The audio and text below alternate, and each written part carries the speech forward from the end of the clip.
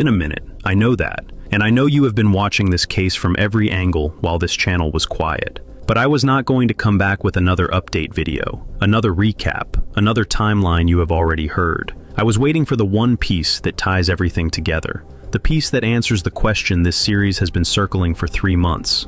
Why?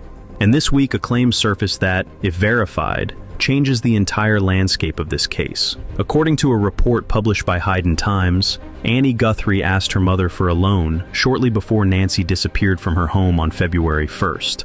Nancy reportedly said no. That claim has not been confirmed by law enforcement. It has not been addressed publicly by the family, and it has not been denied. But it landed in the middle of a case where the financial questions surrounding Annie and her husband Tommaso Cioni have been accumulating for months.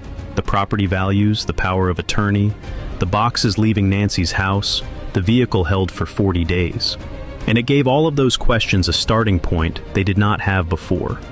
This video follows the money, not speculation, not rumor. The documented financial trail that runs through this case.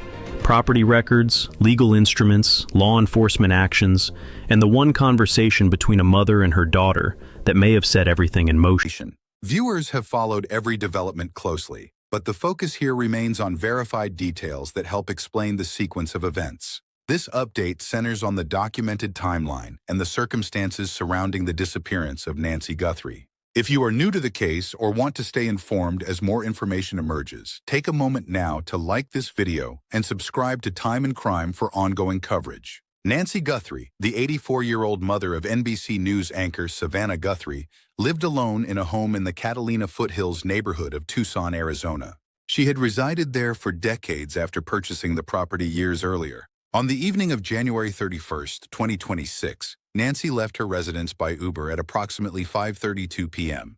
to join her daughter Annie and son-in-law Tommaso Cioni for dinner at their home a short distance away. The ride itself is confirmed through driver records and timestamps. The group spent several hours together before Nancy was driven back to her own house. She arrived around 9:48 p.m., with the garage door opening at that time and closing 2 minutes later at 9:50 p.m. This marked the last confirmed sighting of Nancy by anyone in her family.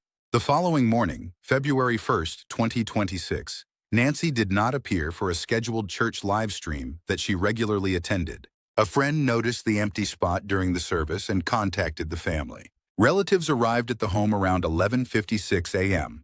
to check on her. Finding no sign of Nancy inside, they called 911 at 12:03 p.m. Deputies from the Pima County Sheriff's Department responded quickly and began treating the residence as a crime scene.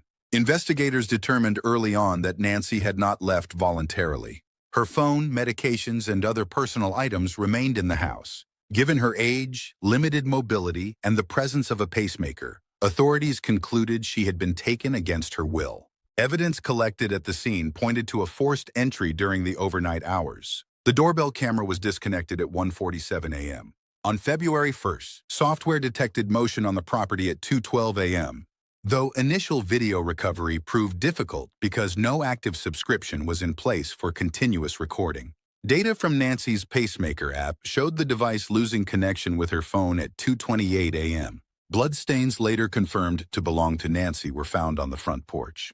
Back doors appeared propped open with items from the garden, and certain security features showed signs of tampering. A masked individual wearing gloves, a backpack, and carrying a visible holster was captured on residual footage recovered through forensic analysis days later.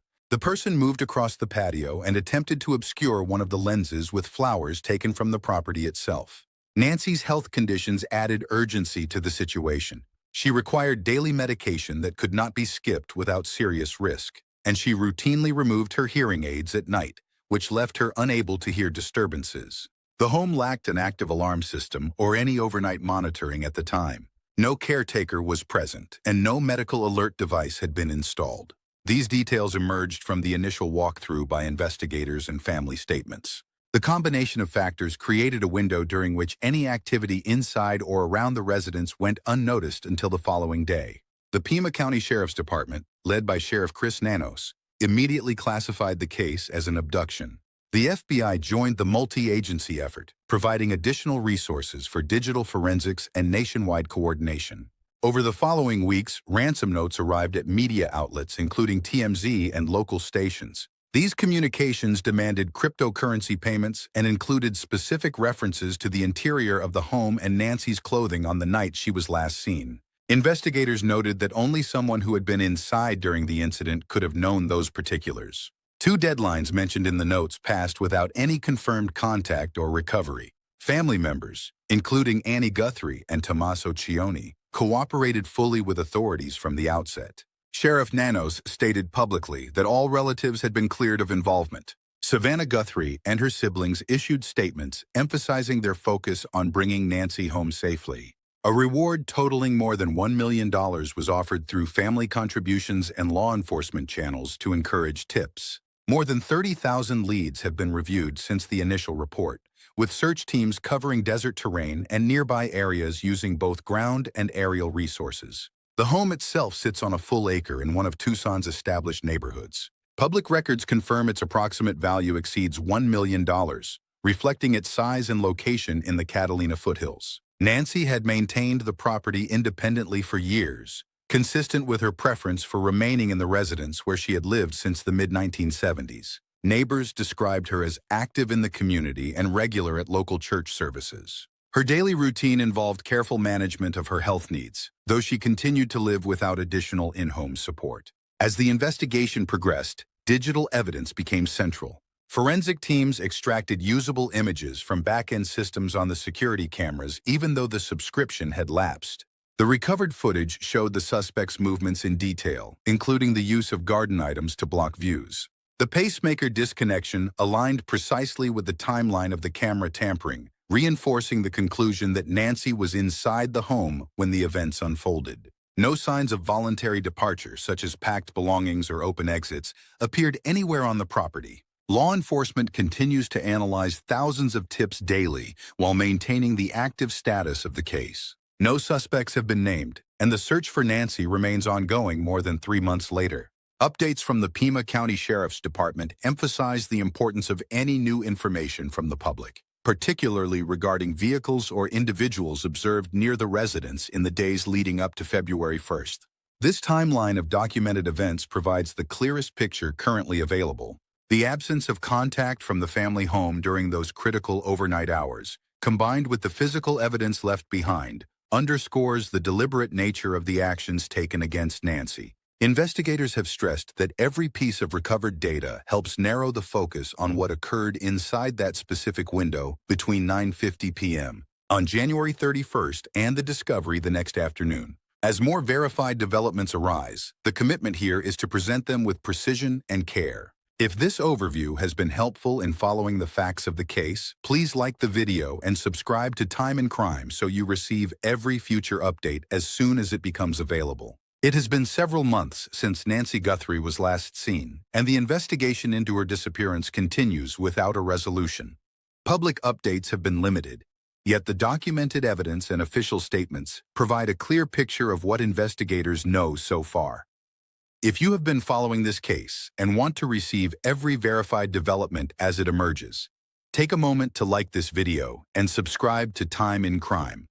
The 911 call that reported Nancy missing on February 1, 2026 has not been released to the public. Arizona law treats such recordings as public records, yet no transcript or summary has been issued despite repeated requests from reporters. In most missing person cases of this profile, the initial call becomes available within days. Here, more than 3 months later, the recording remains sealed. Retired law enforcement experts have noted that investigators often withhold these calls when they contain details relevant to an active probe. The 7-minute interval between the family's arrival at the residence at 11:56 a.m. and the placement of the call at 12:03 p.m. has drawn particular attention. During those minutes, first responders had not yet arrived, and the precise sequence of observations inside the home has not been disclosed. Investigators determined early that Nancy had been taken against her will. Her pacemaker lost connection with her phone at 2:28 a.m., and the doorbell camera was disabled at 1:47 a.m. Residual footage recovered later showed a masked individual moving across the property. Bloodstains confirmed as Nancy's were located on the front porch. The back doors had been propped open with garden items, and certain security features showed signs of interference. These facts emerged from the initial crime scene processing and subsequent forensic analysis conducted by the Pima County Sheriff's Department in coordination with the FBI. Experts who have reviewed the available evidence differ on the number of people required to remove Nancy from the residence. One retired detective assessed the logistics of moving an individual with limited mobility through the home and passed the security gate at that hour as too complex for a single person. A former FBI agent examined the blood pattern on the steps and concluded that one individual could account for the scene. Surface samples and hair recovered during a follow-up search by federal agents are undergoing laboratory examination. A preliminary CODIS search returned no matches, indicating that any contributors to the biological material have no prior recorded arrests or convictions in the national database. The investigation has remained active, even as official press briefings have grown less frequent. Sheriff Chris Nanos stated on May 1st that someone in the community likely possesses information and urged the public to come forward. Cooperation between local authorities and the FBI has been described as improved in recent weeks. More than 30,000 tips have been received and processed. Search teams have covered extensive desert terrain using ground personnel, canines, and aerial support. No suspects have been named, and no arrests have been made. NBC News implemented a specific protocol for its Today Show broadcasts involving this case. Should any breaking development occur during a live segment, anchor Savannah Guthrie is removed from the set so that another anchor can deliver the information.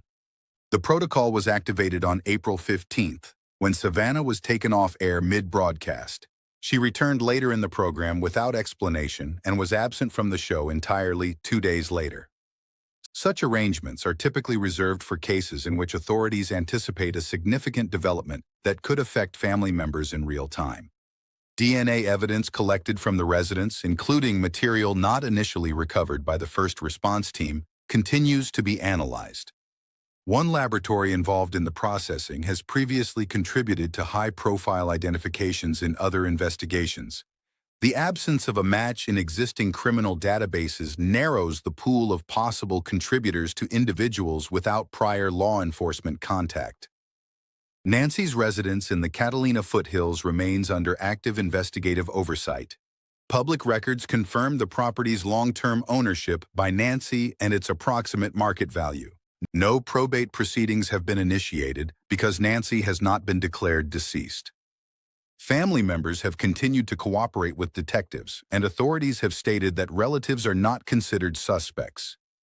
The timeline of events on the night of January 31st and the morning of February 1st rests entirely on verified records. Nancy departed her home by Uber at 5:32 p.m. for dinner at her daughter's residence 4 miles away. She returned by private vehicle shortly before 9:50 p.m. No further contact occurred until a friend noticed her absence during a church livestream the next day. The 14-hour period of silence has been noted by investigators as part of the overall sequence, though no official conclusion has been drawn regarding its significance. Forensic examination of vehicles associated with the case has been conducted. One vehicle was held for more than 40 days while detailed analysis took place. Such extended processing is not standard for vehicles belonging to individuals who have been publicly cleared of involvement. The results of that examination have not been released. Photographs taken in recent weeks show activity at the residence, including the removal of certain items. No court order has authorized any transfer of personal property, and Nancy's status remains that of a missing person under active investigation. Law enforcement has not confirmed any plans regarding future occupancy of the home. The overall investigation has entered a phase in which many details are being held for potential future proceedings. Retired detectives have observed that certain pieces of evidence, including the initial 911 recording, are sometimes preserved until closer to any trial date.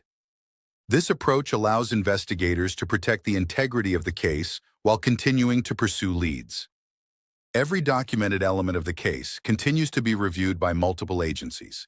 The focus remains on locating Nancy and identifying those responsible. Public tips remain essential, and authorities have reiterated that any new information, no matter how small, could prove significant. As additional verified information becomes available through official channels, it will be presented here with the same attention to accuracy. If this update has clarified the current status of the investigation, please like the video and subscribe to Time and Crime so you receive every future report as soon as it is released.